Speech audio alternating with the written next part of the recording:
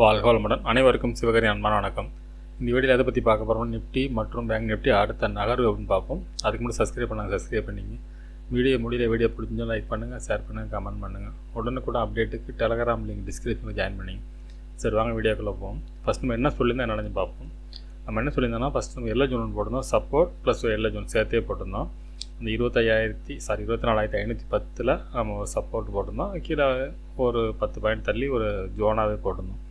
அது என்ன சொல்லியிருந்தோம், இந்த ஜோனில் சப்போர்ட் தான் மார்க்கெட் அப்சைடு போக வாய்ப்பு இருக்கும். இருந்தாலும் மார்க்கெட்டில் புல்லிஸ் அப்படின்னு பார்த்தீங்கன்னா 24,690 பிரேக் பண்ண பட்சத்தில் தான் மார்க்கெட் மேலே போகாத. ஃபஸ்ட்டு ரெசிஸ்டன்ஸுக்கும் ஃபஸ்ட்டு சப்போர்ட்டுக்கு இந்த இடையில மார்க்கெட் ட்ரேடே வேண்டியில்லை அப்படின்னு சொல்லியிருந்தோம். இதுக்கு கீழே இருந்தால் மார்க்கெட் வந்து செல்லாக வாய்ப்பு இருக்கும்.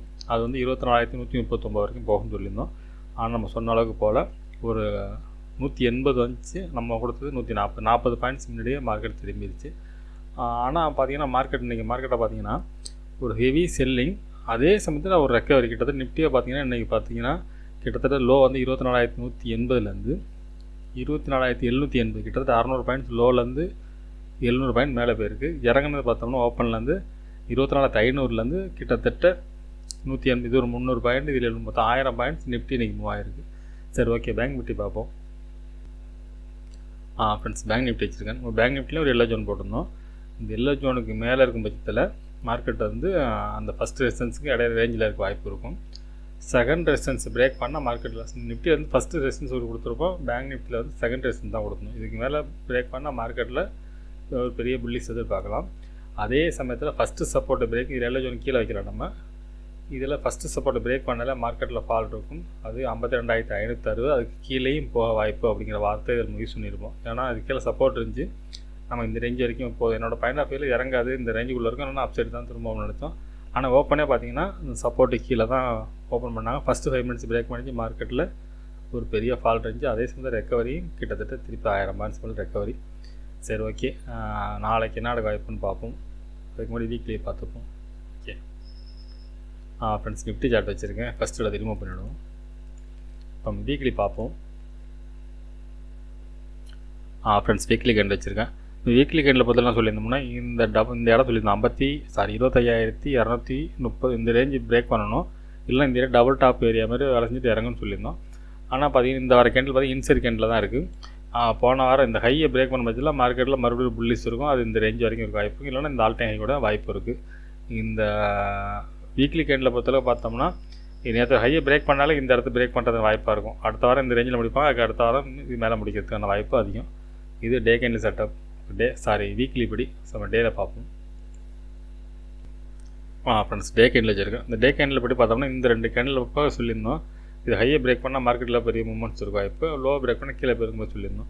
ஆனால் பார்த்தீங்கன்னா மறுபடியும் டோஜாம் போட்டாங்க. அதுபடி பார்த்தீங்கன்னா மார்க்கெட் வந்து இன்னைக்கு மார்க்கெட் வந்து இறங்கி தான் இருக்கணும்.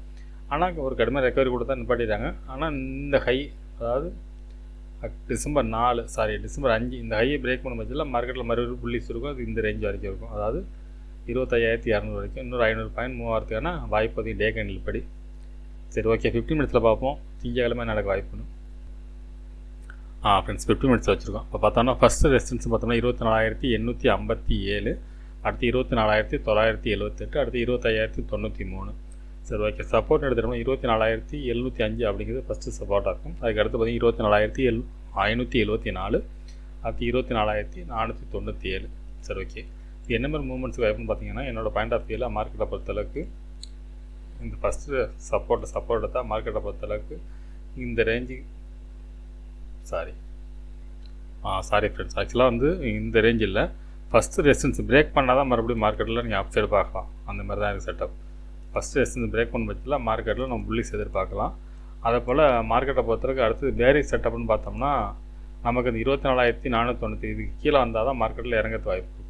அதுக்கு இடைப்பட்ட பகுதியில் மார்க்கெட்டை பொறுத்தளவுக்கு என்னோடய பாயிண்ட் ஆஃப் வியூவில் ஒன்று இந்த ஃபஸ்ட்டு சப்போர்ட் எடுத்து மேலே போகிறதுக்கு வாய்ப்பு உண்டு. இந்த இடம் ஃபஸ்ட்டு ரெசிஸ்டன்ஸ் பிரேக் பண்ணாத வரைக்கும் மார்க்கெட்டில் மேலே போக வாய்ப்பு இல்லை. அதனால் இந்த ரேஞ்ச் வரைக்கும் போட்டுப்போம். இது பிரேக் பண்ணணும். இது பிரேக் பண்ணால் அப்சைடு மேலே வாய்ப்பு இருக்கும். அப்படி இல்லாத பட்சத்தில் இந்த இடம் தொட்டு இறங்கிறதுக்கு ஒரு வாய்ப்பு உண்டு.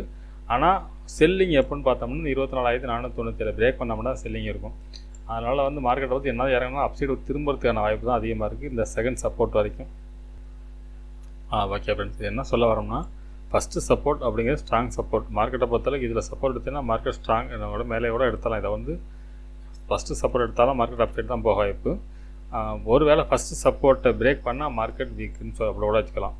மார்க்கெட் வந்து ஃபஸ்ட்டு சப்போர்ட்டை பிரேக் பண்ணிச்சுன்னா மார்க்கெட் வந்து இந்த ரேஞ்சுக்குள்ளே திருப்பி ஒரு ரேஞ்சுக்குள்ளே ஒரு சைட்வே செட்டப் போட்டு ஒரு ஸ்பின்னிங் டாப் கேண்டில் இந்த ஹை இந்த இதுக்கு இடையில ஸ்பின்னிங் டாப் கேண்டில் போட்டு அப்புறம் ஹையை பிரேக் பண்ணும். அந்த மாதிரி இருக்கும். இந்த ஹையை பிரேக் பண்ணாமல் இந்த செகண்ட் சப்போர்ட்டுக்கும் இந்த ஹைக்கு இடையில ஒரு ரேஞ்சு போட்டு அந்த டே கேண்டில் பார்த்திங்கன்னா இந்தமாதிரி ஸ்பின்னிங் டாப் இந்த மாதிரி ஒரு புல்லிஷ் கேண்டில் அடுத்து இந்தமாதிரி ஸ்பின்னிங் டாப் போட்டிருப்பாங்க. இதை பிரேக் பண்ணி மேலே போகிற மாதிரி டே கேண்டில் செட்டப் இருக்கும். அந்த செட்டப்புக்கு இந்தமாதிரி நடக்கிறதுக்கான வாய்ப்பு அதிகம் ஃப்ரெண்ட்ஸ். சரி, ஓகே, பேங்க் நிஃப்டி பார்ப்போம்.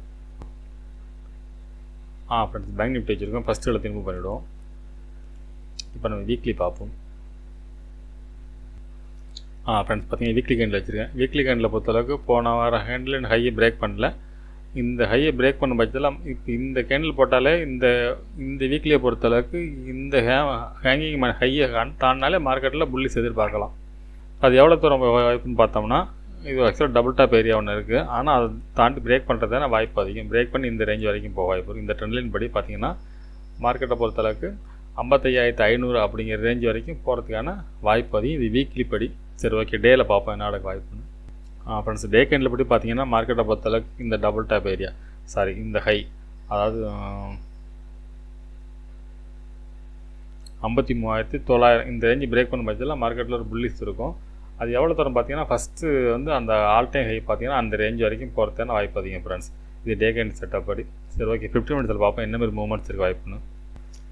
ஃப்ரெண்ட்ஸ், 50 மினிட்ஸ் வச்சுருக்கோம். இப்போ பார்த்தோம்னா ஃபஸ்ட்டு ரெசிஸ்டன்ஸ் பார்த்தோம்னா 53,648 பக்கத்துலேயே இருக்குது 18 பாயிண்டில். அதுக்கடுத்து 53,888, அடுத்து 54,467 ஆல் டைம் ஹை. சப்போர்ட் எடுத்துகிட்டோம் 53,407, 53,154, 52,936. சரி, ஓகே, இது என்ன மாதிரி மூவ்மெண்ட்ஸ் வாய்ப்புன்னு பார்த்தோம்னா இந்த ஃபஸ்ட்டு ரெசிஸ்டன்ஸை தாண்டினாலே மார்க்கெட்டில் ஒரு அப்சைடு எதிர்பார்க்கலாம். இது நியரஸ்ட் ஆல் டைம் ஹை போகிறது வாய்ப்பு இருக்குது. இதையும் பிரேக் பண்ணுறதான வாய்ப்பும் உண்டு. ஆக்சுவலாக வந்து இந்த ஆல் டைம் ஹைக்கு டபுள் டாப்பாக இருக்காது. இந்த இடம் தாண்டதுக்கான வாய்ப்பு அதிகம். என்னோடய பாயிண்ட் ஆஃப் வியூவில் இந்த ஆல் டைம் ஹை கிடையாது. நம்ம வீக்லியில் கொடுத்துருந்தோம்ல 55,500 ரேஞ்ச் வரைக்கும் போகிறதுக்கான வாய்ப்பு உண்டு ஃப்ரெண்ட்ஸ். அதே சமயத்தில் ஒரு வேளை இறங்கினா எவ்வளோ இறங்க வாய்ப்பு ஃபஸ்ட்டு சப்போர்ட் எடுக்க வாய்ப்பும் அதிகபட்சம். இந்த சப்போர்ட் எடுத்து மார்க்கெட் அப்சைடு திரும்புறதுக்கான வாய்ப்பு தான் அதிகம் ஃப்ரெண்ட்ஸ். மார்க்கெட்டில் மறுபடியும் எப்போ செல்லிங் எதிர்பார்க்கலாம் 52,936 பிரேக் பண்ணால் மட்டும்தான் மார்க்கெட்டில் மறுபடியும் ஃபால் எதிர்பார்க்கலாம். அதுக்கு இடையில் மார்க்கெட் இறங்கினாலும் அப்சைடு திரும்புறதுக்கான வாய்ப்பு அதுக்கான செட்டப் தான் ஃப்ரெண்ட்ஸ் இருக்குது. சரி, ஓகே ஃப்ரெண்ட்ஸ், அடுத்த வீடியோ சந்திப்போம். நன்றி, வணக்கம்.